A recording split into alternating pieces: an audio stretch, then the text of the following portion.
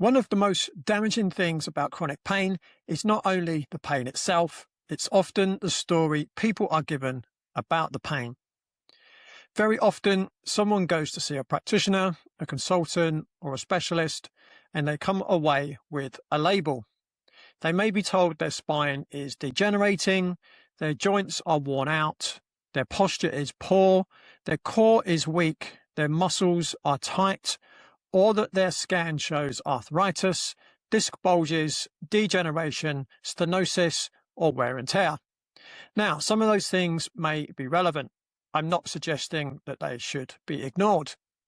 Sometimes those findings are important, and sometimes they absolutely need proper medical assessment. But what I've seen again and again is that the meaning people attach to those findings can become a major part of the pain experience.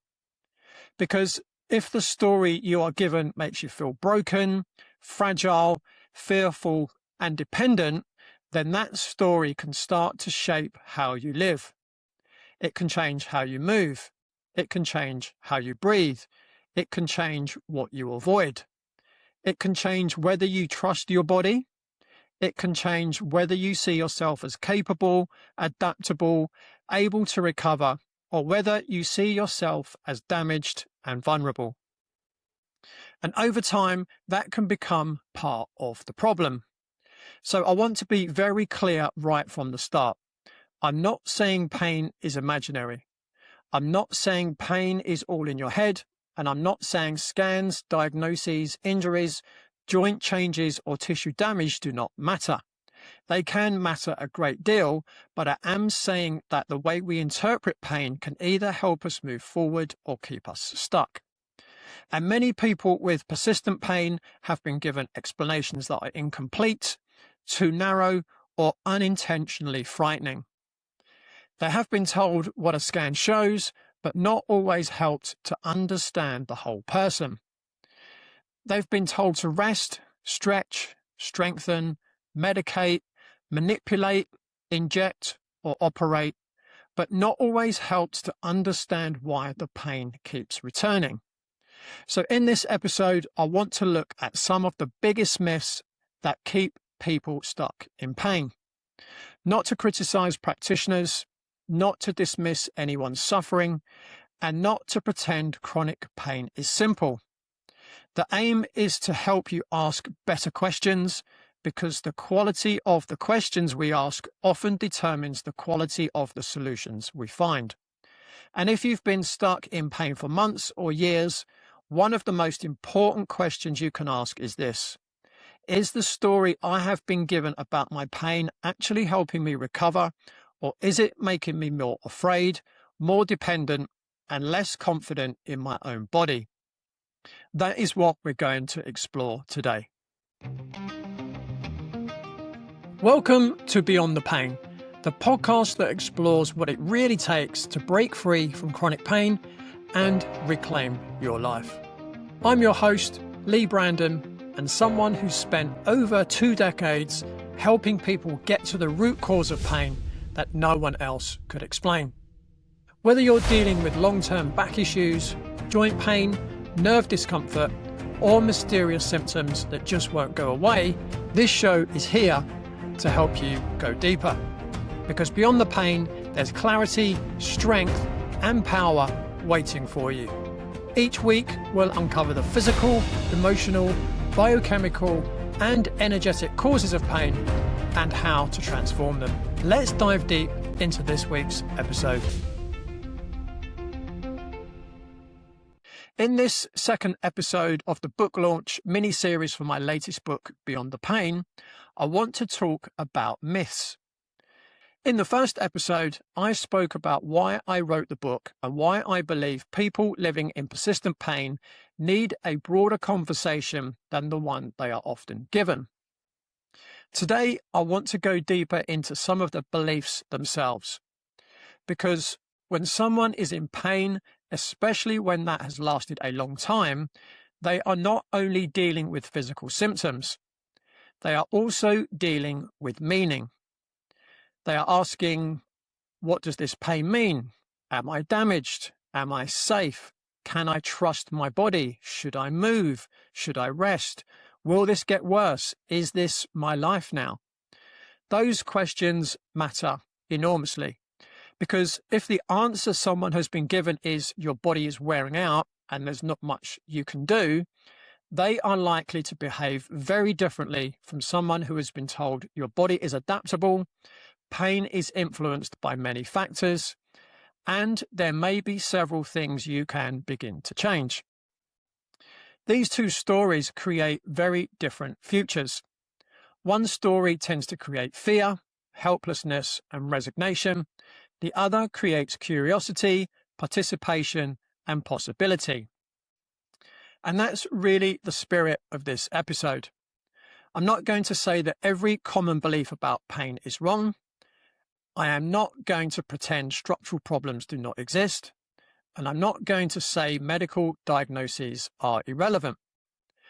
I am certainly not suggesting that people should ignore serious symptoms. If you have new, severe, unexplained, worsening, or concerning symptoms, please seek appropriate medical advice. But once pain becomes persistent, once it's lasted beyond the normal healing time, once it's lasted beyond the normal healing time, or once the pain keeps returning despite treatment, then we often need to widen the lens.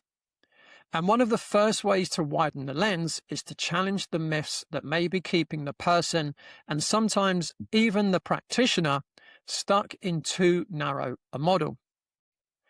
The reason myths matter is that beliefs do not just sit in the mind as abstract ideas.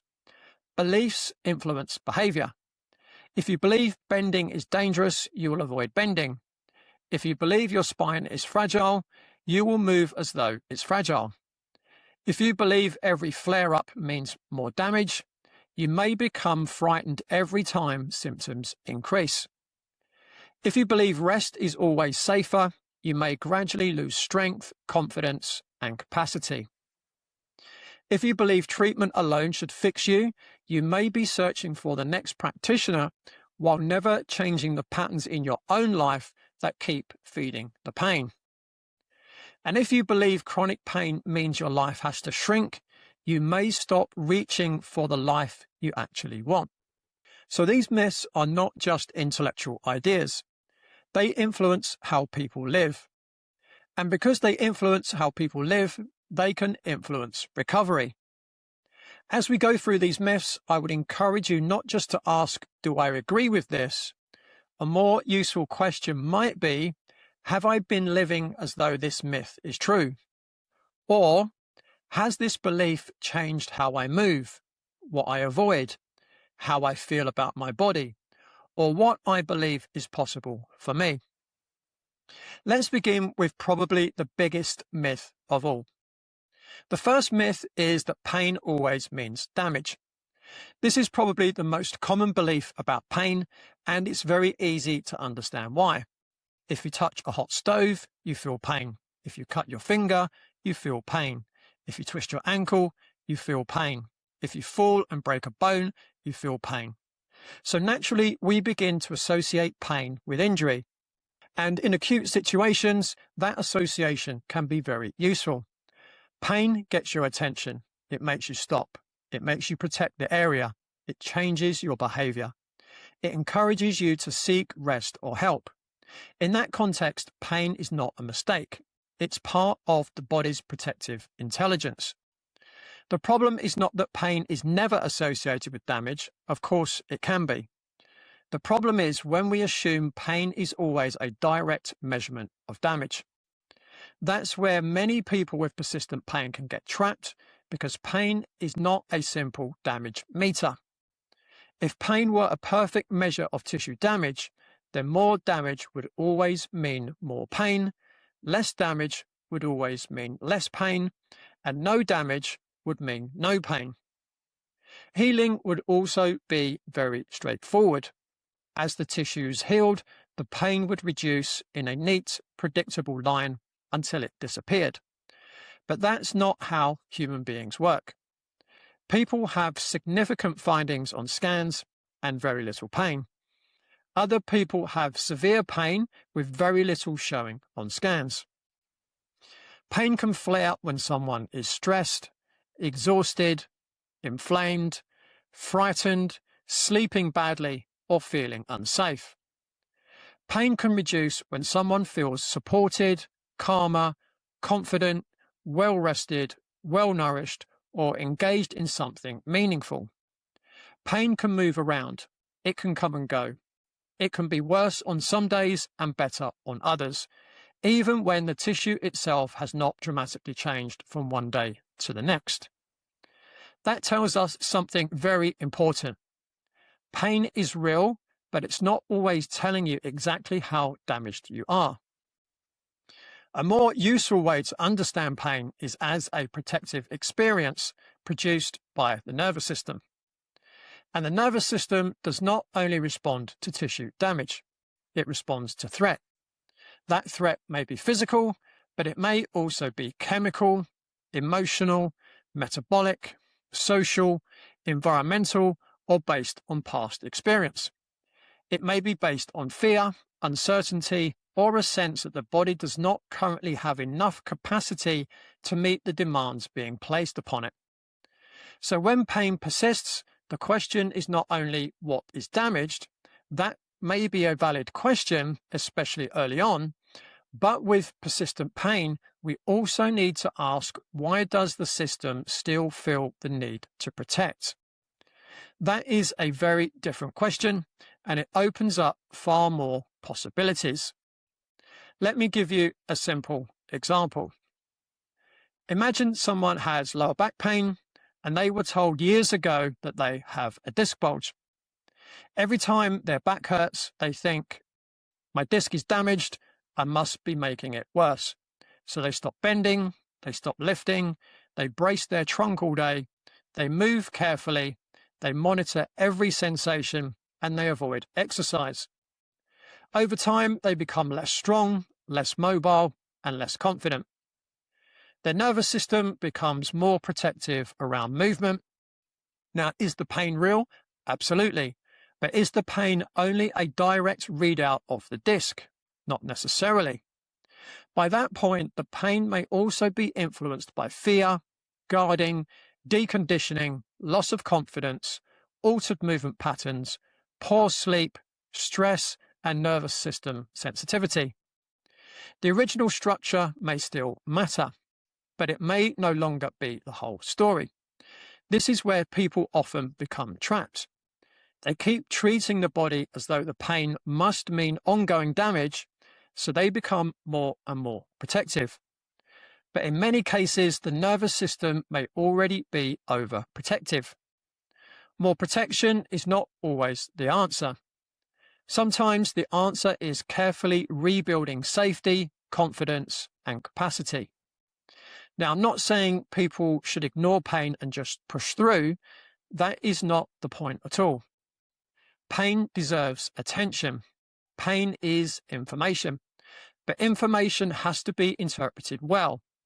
If every pain signal is interpreted as danger and damage, the person may become trapped in fear.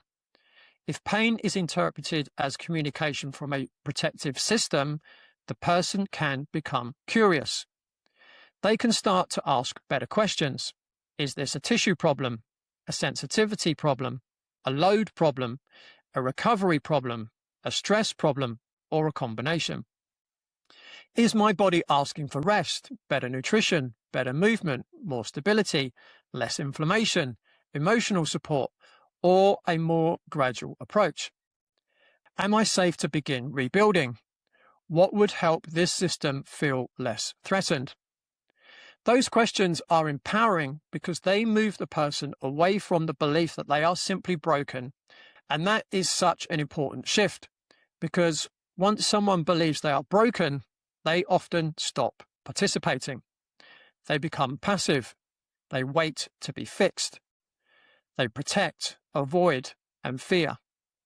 But when someone understands that pain is a protective signal influenced by many factors, they may begin to see that there are multiple ways to help the body feel safer.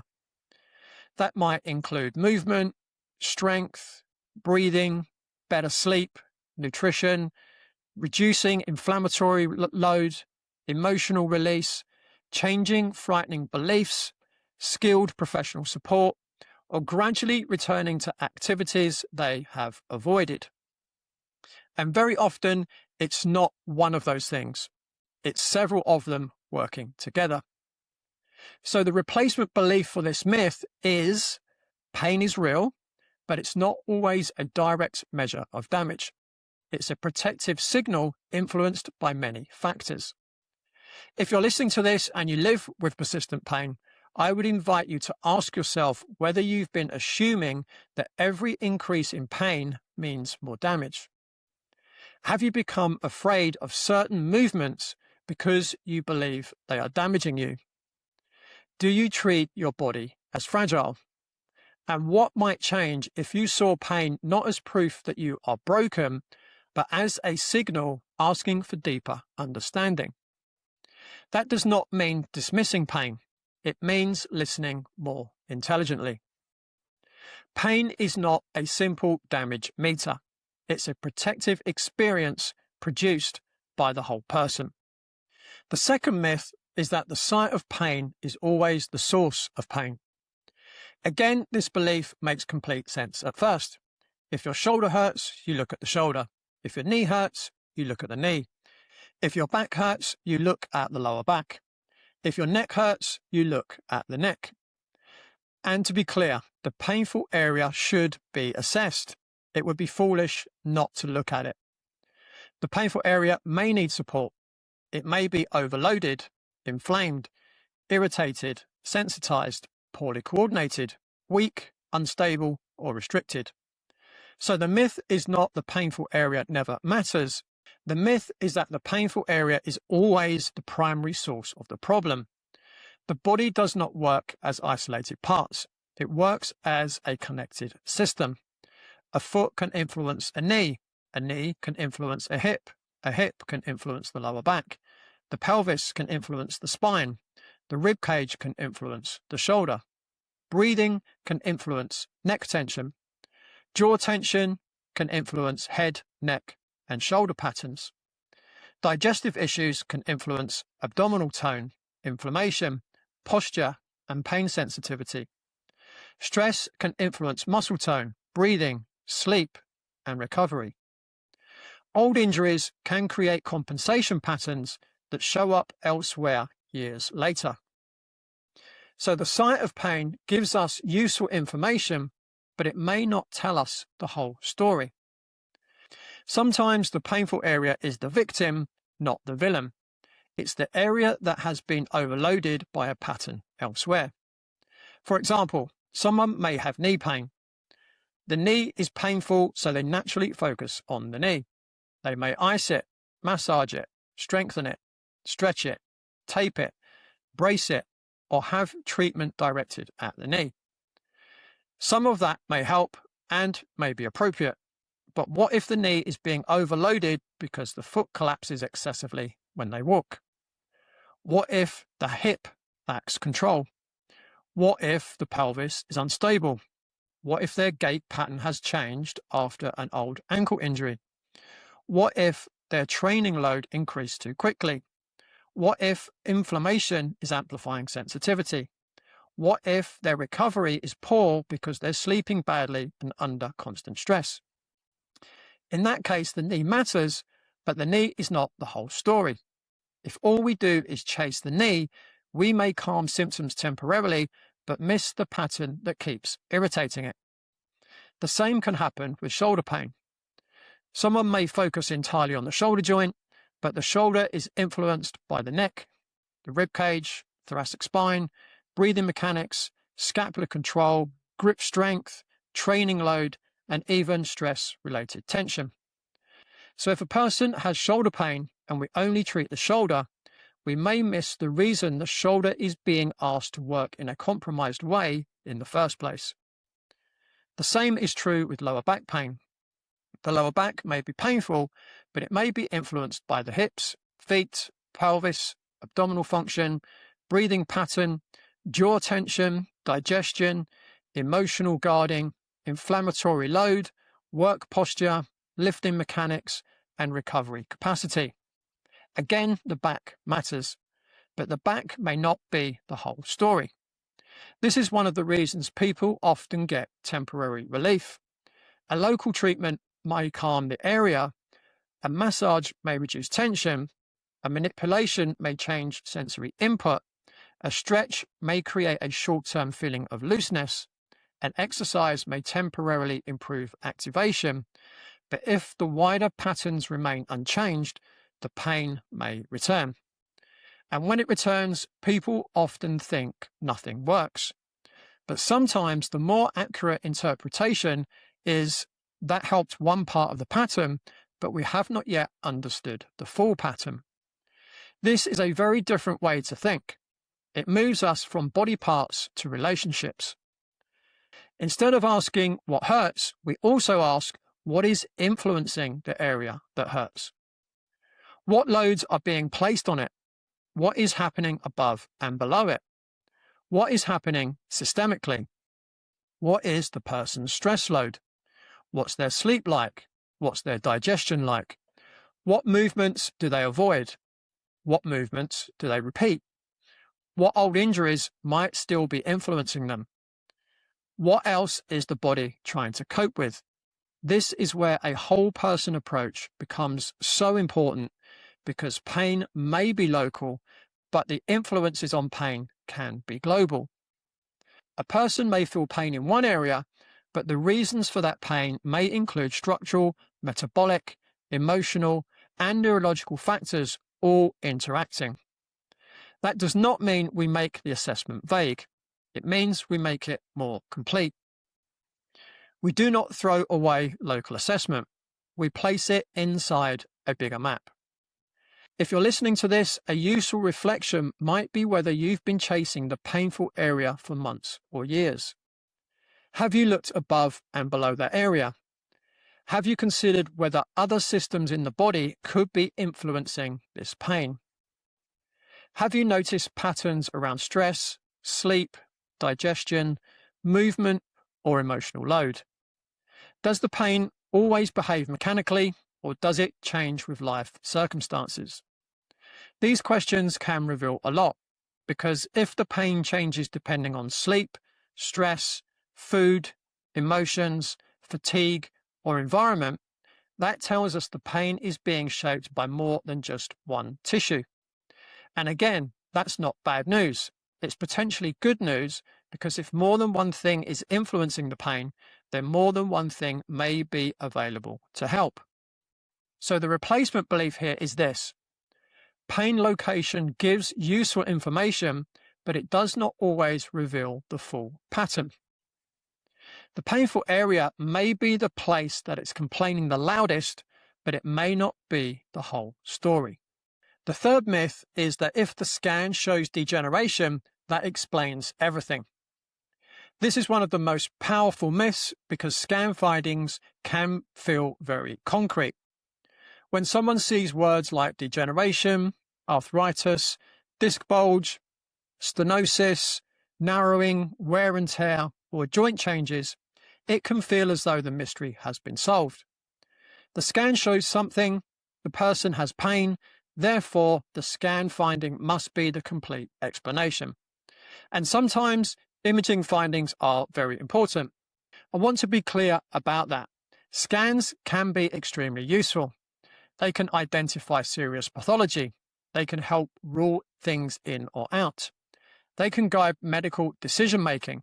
They can identify fractures, tumours, inflammatory conditions, significant nerve compression, and other issues that absolutely need appropriate care. This is not an anti-scan argument. The issue is not imaging itself. The issue is when a scan finding becomes the whole story. A scan shows structure. It does not show the whole person. It does not show how well you sleep, your stress load, your digestion, your blood sugar regulation, your inflammatory load, your emotional history, your beliefs about your body, how afraid you are to move, whether you feel safe, your breathing pattern, your movement confidence, your resilience, how your body responds to load over time, or whether you feel supported or overwhelmed. So yes, the scan may show one piece of information, but it cannot show the full human being who is experiencing pain. This is especially important because many structural findings become more common as people age. That does not automatically make them irrelevant, but it does mean they need context. A scan finding may be like a wrinkle on the inside. It may tell us something about the body's history. It may be relevant, but it may not explain everything the person is feeling. The danger is that scan language can create fear. A person goes for a scan because they're in pain, and the report says degeneration, disc bulge, arthritis, or wear and tear. They hear, my body is breaking down. From that moment, they may start to move differently. They may stop trusting their spine, hip, knee, or shoulder. They may become careful and guarded. They may avoid activities they used to enjoy. They may worry about the future. They may interpret every sensation through the scan. A twinge is no longer a twinge. It becomes proof that the joint is getting worse. A flare-up is no longer just a flare-up. It becomes proof that they have damaged themselves yet again. And gradually, a diagnosis can become an identity. Instead of saying my scan showed some changes, the person says, I have a bad back, I have a dodgy knee, I have a damaged neck, I'm degenerating, or I'm falling apart. That language matters because the nervous system responds to the meaning we attach to sensation. If the meaning is danger, the system may become more protective. And a more protective nervous system may produce more pain, more tension, more guarding, and more avoidance. Again, this does not mean the scan is irrelevant. It means the scan must be placed in context. A useful question is, does the scan finding fully explain the symptoms? Another useful question is, are there people with similar scan findings who do not have the same level of pain? Another is, what else might be influencing how this person experiences pain? And perhaps most importantly, how can we help this person feel safe, capable, and hopeful without dismissing what the scan shows? That last point is so important because people do not need false reassurance. They do not need someone saying, ignore your scan, it doesn't matter. They need accurate, grounded reassurance. They need someone to say, yes, this finding may be relevant and we should respect that, but it does not define your entire body, your entire future, or your ability to improve. That's very different. It respects the finding without making it a prism. I often think of a diagnosis as part of the map. It can be useful, it can tell us something, but it should not become the whole territory. The map still needs to include a person's movement, lifestyle, nutrition, stress, sleep, emotional load, nervous system sensitivity, beliefs, environment, and goals. And if you're listening and you have had scan findings that frighten you, I would encourage you to reflect on whether the scan helped you understand your body better or whether it made you afraid of your body. Did anyone explain the findings in a balanced way? Did you start avoiding movements after the scan? Did the diagnosis become part of your identity? Have you reduced your whole self to one image or one report? If the answer is yes, that does not mean you've done anything wrong. It may simply mean you were given information without enough context. And without context, information can become frightening. So the replacement belief here is this. A scan finding may be relevant, but it does not define the whole person or determine the whole future. A scan can show a structure. It cannot show the whole person. The fourth myth is that rest is always the safest option. Now, this myth is particularly understandable because pain often makes people want to stop. And sometimes stopping is appropriate. It is the right thing to do. If you have an acute injury, rest may be necessary. If you're exhausted, rest may be necessary. If you're in a severe flare-up, rest may be necessary. If your system is overloaded, rest may be exactly what your body is asking for. So the myth is not that rest is bad. Rest can be healing. The myth is that rest is always the safest long-term strategy. The body adapts to what it repeatedly does. If you stop moving, you lose capacity. If you avoid bending, bending becomes less familiar and more threatening.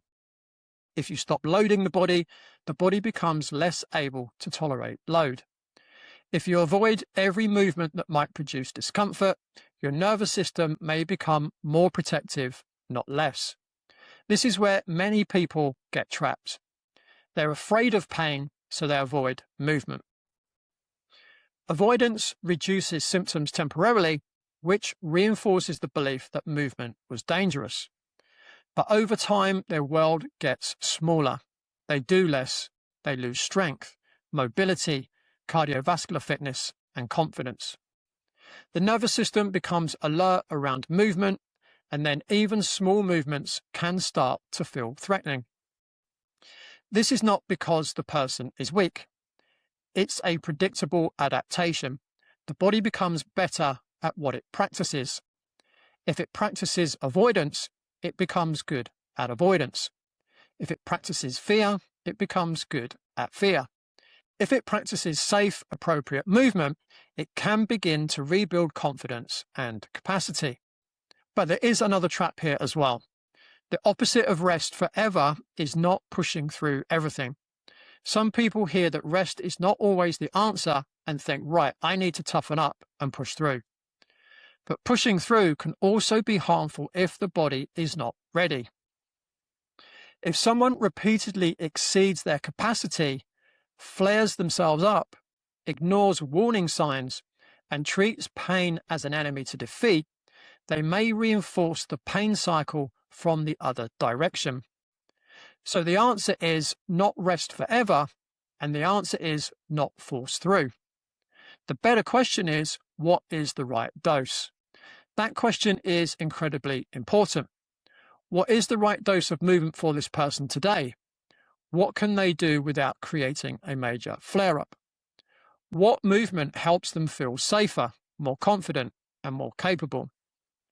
What is enough to create adaptation, but not so much that the system feels threatened?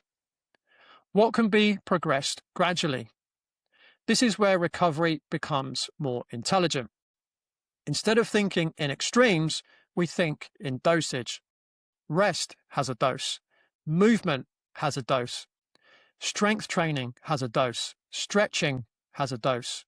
Walking has a dose. Breathing has a dose. Manual therapy has a dose. Even emotional work has a dose. Too little may not change anything, but too much may overwhelm the system. The art is finding the right starting point and building gradually. For someone with long-standing pain, the starting point may be very small. It might be walking for 5 minutes. It might be gentle breathing. It might be learning to sit and stand without bracing. It might be reconnecting with a movement that has become frightening. It might be a carefully selected corrective exercise. It might be learning to load a joint safely. It might be moving with curiosity rather than fear. And then gradually, the body can begin to learn, this is safe, I can do this, I'm not as fragile as I thought, I can build capacity. This process is often called graded exposure, but in simple terms, it means reintroducing the body to activity in a way that feels safe enough to adapt. Safe enough is an important phrase. Not completely symptom-free, not reckless, safe enough. Sometimes there may be mild discomfort during rehabilitation. That does not automatically mean damage. But symptoms should be respected and interpreted carefully. The aim is to build trust, not create more fear. This is why the rest or push through question is often too simplistic. A better framework to ask, what is the minimum effective dose that helps the body move forward? What is the body's response over the next 24 to 48 hours? Can we progress gradually? Can we increase confidence without overwhelming the system? If you're listening and pain has caused you to reduce your life, ask yourself whether you've been resting because your body needs recovery or because you're afraid.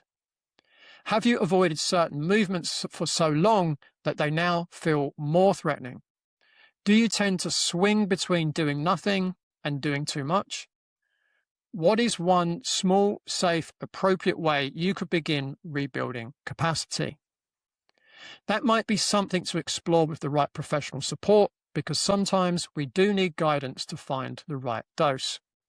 But the key message is that rest can be helpful, while long-term avoidance is not the same as healing. So the replacement belief here is this: rest can be helpful, but recovery often requires appropriate, progressive exposure to movement and load. This question is not always rest or push through. The better question is, what is the right dose? The fifth myth is that treatment alone will fix everything. This one is important because I have spent much of my career treating people, so I am certainly not anti-treatment. Good treatment can be incredibly valuable. Manual therapy can help. Corrective exercise can help. Chiropractic care can help. Osteopathy can help. Physiotherapy can help. Massage can help. Nutrition can help. Functional medicine can help. Emotional release work can help. Nervous system work can help. There are many forms of support that can make a meaningful difference. But the myth is that treatment alone will fix everything while the rest of the person's life remains unchanged. This is where many people get stuck. They go for treatment and feel better. The pain reduces, movement feels easier, and they feel hopeful. They then go back into the same life, the same movement habits, the same stress patterns, the same poor sleep, the same inflammatory diet, the same emotional suppression, the same work demands, the same lack of recovery, the same breathing pattern, the same fear, and the same overdoing or underdoing. Then the symptoms return. When that happens, people often think the treatment did not work, and sometimes that may be true. Maybe the treatment was not the right treatment. Maybe the assessment was incomplete. Maybe the practitioner missed something. Maybe the intervention was not appropriate. But sometimes the treatment did work in the sense that it calmed the symptoms. It just did not change the conditions that were recreating the symptoms. That's a very important distinction. If your life keeps recreating the conditions for pain, treatment may only ever give temporary relief. That does not mean treatment is useless. It means treatment needs to be part of a bigger process. For example, if someone has chronic neck pain and they receive massage, they may feel much better for a few days. But if they're sleeping poorly, clenching their jaw, breathing shallowly, working long hours at a screen, under constant emotional pressure, eating in a way that drives inflammation, and never doing anything to build postural or movement capacity, then the neck tension may keep returning. The massage helped, but the life pattern remained. Or take someone with recurring lower back pain. They receive manipulation and feel better, but they continue to sit for long periods, avoid strengthening, lift poorly, sleep badly, carry unresolved stress, and believe their back is fragile. The manipulation may help in the short term, but if the underlying patterns remain, the body may recreate the problem. This is why participation is central. The practitioner can support you, the treatment can help you, but the way you live, move, eat, sleep, breathe, recover, think, and respond to stress also matters. And I want to be very careful here. This is not blame. This is power. If your choices and environment influence your pain, that does not mean the pain is your fault. It means you may have places where you can influence the system. Blame says you caused this. Responsibility says you may be able to participate in changing this. Those are very different messages. A lot of people in pain have been placed in a passive role. They're told to wait for the scan, wait for the specialist, wait for the injection, wait for the appointment, wait for the treatment, wait for someone to fix them. And support can be very important. But if someone only waits to be fixed, they may miss the daily opportunities to influence their own recovery.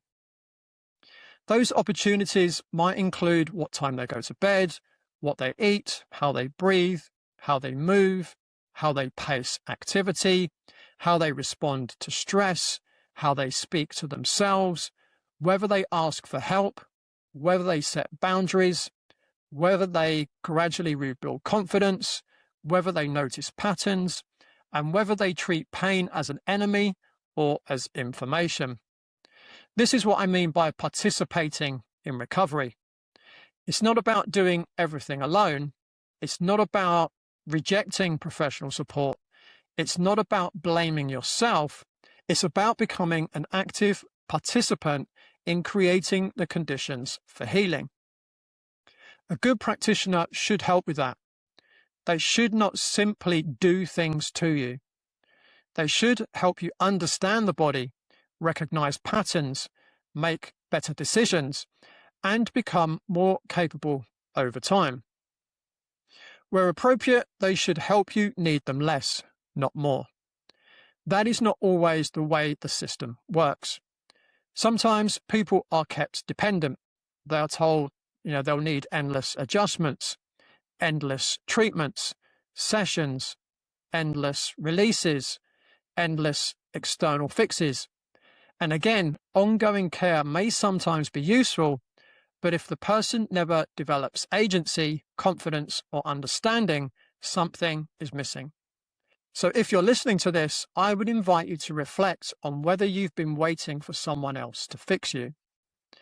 Have you used treatment mainly for relief, without challenging the pattern that keeps bringing the pain back? Do you understand what you need to do between sessions?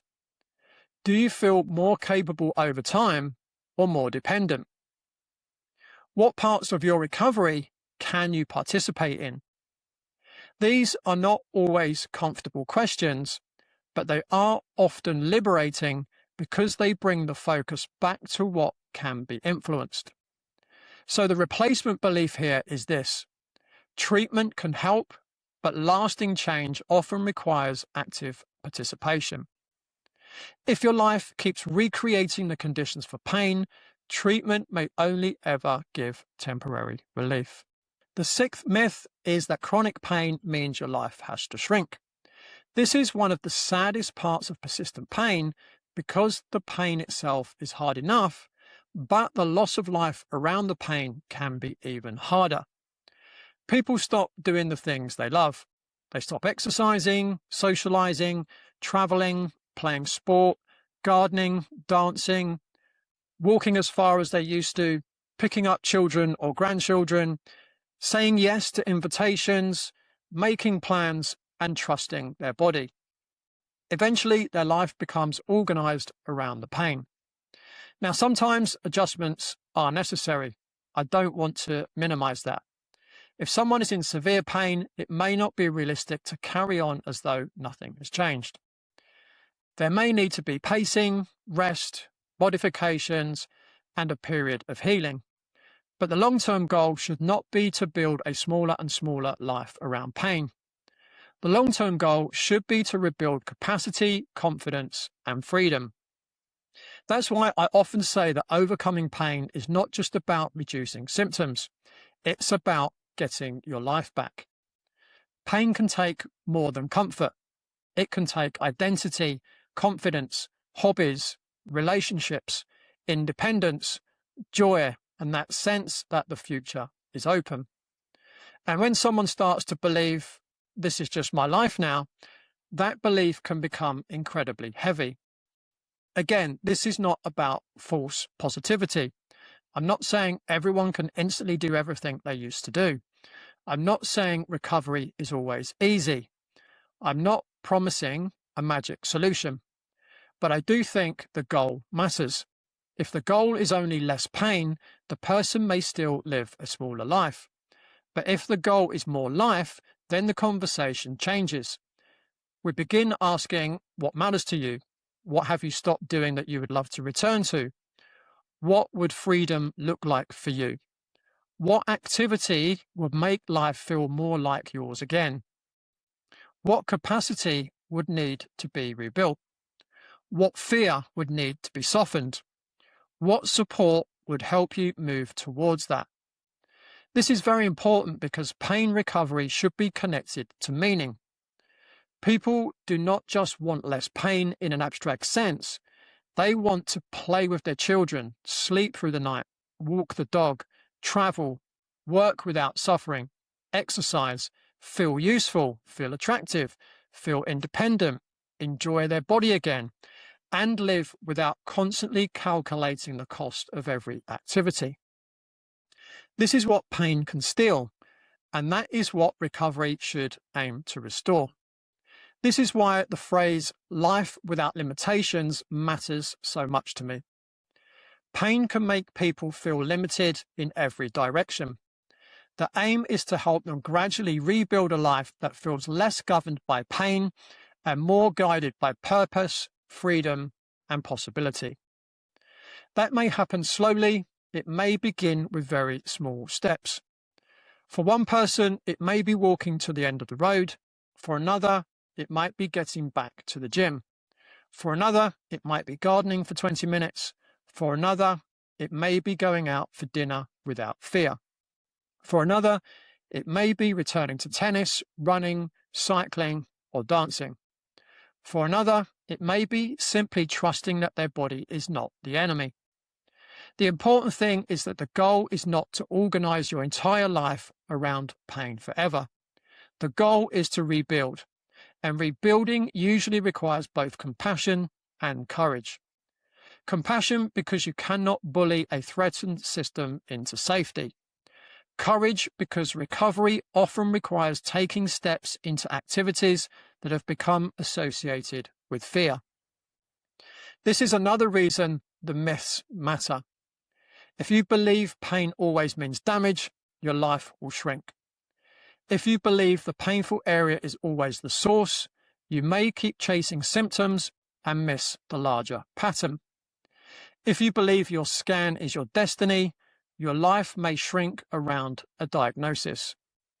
If you believe rest is always safest, your capacity may shrink. If you believe treatment alone will fix everything, your agency may shrink.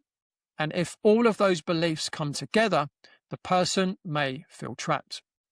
So challenging these myths is not just about changing ideas, it's about opening a door back to life. If you're listening, I would ask you to reflect on what pain has taken from your life. What have you stopped doing? What do you miss? What do you love to move towards again? What is one small step in that direction that might be realistic? Not reckless, not forced, but realistic. Because the aim is not just to reduce pain, the aim is to rebuild life. So the replacement belief here is this: chronic pain may require adaptation, but the long-term goal is to rebuild confidence, capacity, freedom, and life. The real tragedy of pain is not only that it hurts, it's that it takes away the life you want to live. When you look at these myths together, they all have something in common. They reduce pain. They reduce pain to damage, to a body part, to a scan, to rest, to treatment, or to avoidance. And when pain is reduced in that way, the person is reduced too. They become a spine, a knee, a shoulder, a diagnosis, a scan report, or a list of symptoms. But people are not body parts. People are whole beings with histories, stresses, beliefs, relationships, lifestyles, nutritional patterns, movement habits, emotional loads, nervous systems, hopes, fears, and responsibilities. If we want to understand persistent pain, we have to understand the person in front of us. That does not make the work vague. It makes it more honest because real people are complex. And chronic pain is often complex because human beings are complex. So the answer is not to oversimplify the person. The answer is to build a better map. A map that includes structure, movement, nutrition, inflammation, sleep, stress, the nervous system, emotions, meaning, and personal responsibility without blame. This is the map I've tried to create in my book, Beyond the Pain. My hope is that it helps people stop asking only, how do I get rid of this symptom, and begin asking, what is my body asking me to understand, and how can I participate in changing the conditions that keep this pain alive? That is a much more powerful question. So let's quickly recap the myths that we've covered today. The first myth is that pain always means damage. Pain is real, but it's not always a direct measure of damage. It's a protective signal influenced by many factors. The second myth is that the site of pain is always the source of pain. The painful area matters, but it may not be the whole story. The body is a connected system, and pain can be influenced by patterns beyond the site of symptoms. The third myth is that if the scan shows degeneration, that explains everything. A scan can show a structure, but it cannot show the whole person. Scan findings need context, and a diagnosis should not become an identity. The fourth myth is that rest is always the safest option. Rest can be helpful, especially when the body is acutely injured or overloaded, but recovery often requires the right dose of movement, load, and confidence building. The fifth myth is that treatment alone will fix everything. Now, treatment can be valuable, but lasting change often requires active participation. The way you live, move, eat, sleep, breathe, recover, and respond to stress can all matter. And the sixth myth is that chronic pain means your life has to shrink. I do not believe that should be the final story. The goal is not just less pain, the goal is more life. And that's really the heart of this episode. Many people are not stuck because they're lazy, weak, or broken. They're stuck because they've been given an incomplete map. They've been taught to chase symptoms, fear their body, outsource their recovery, or reduce themselves to a diagnosis. But when we begin to understand pain as a protective whole person experience, different questions become possible.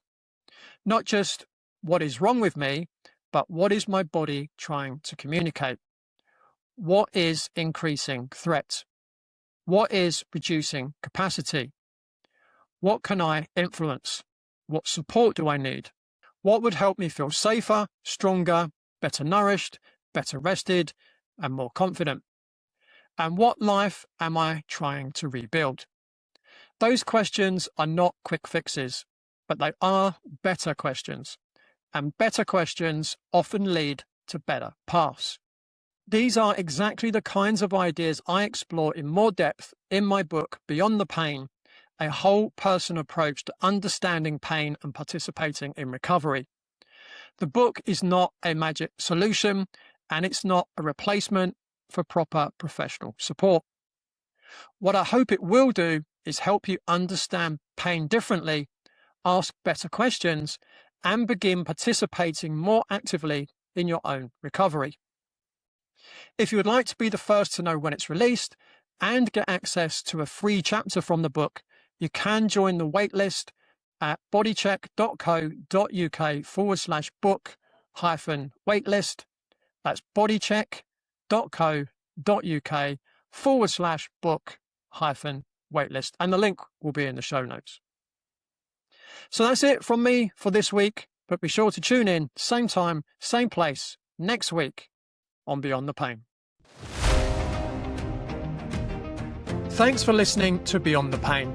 If this episode resonated, please follow the show, leave a review, or share it with someone you know who's been struggling.